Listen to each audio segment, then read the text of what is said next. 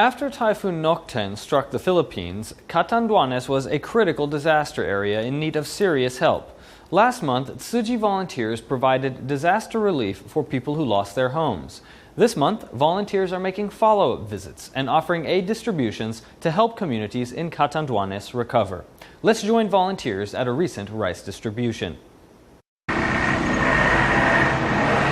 Loading up the necessary relief items, these 20 volunteers from Manila are ready to depart. They will travel by bus and by boat for nearly a day to reach their destination of Catanduanes province. Being able to come here and help these disaster victims to me is a great blessing, because this is the area where I grew up. At Christmas time last year, Typhoon Nocten struck to the south of Manila. The province of Catanduanes was one of the hardest hit areas. In the month after the typhoon, Tsuji volunteers provided emergency relief funds to 1,007 families that were left homeless in the aftermath. On this visit, volunteers are providing residents with partially damaged homes with a 20-kilogram bag of rice. Although we provided this emergency assistance, the funds do not come from our pockets. We are just glad to be able to help other people. I am really feeling for them and understand how much they really need someone to help them.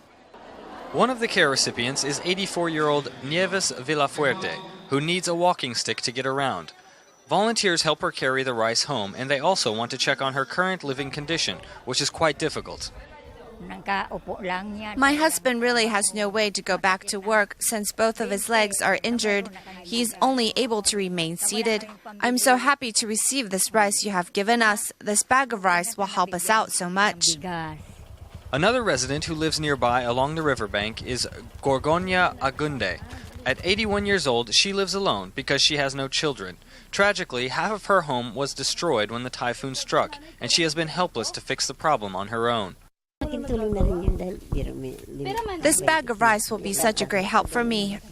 I will be able to feed myself for a whole month. You all have been so kind to me. Thank God for all of your help.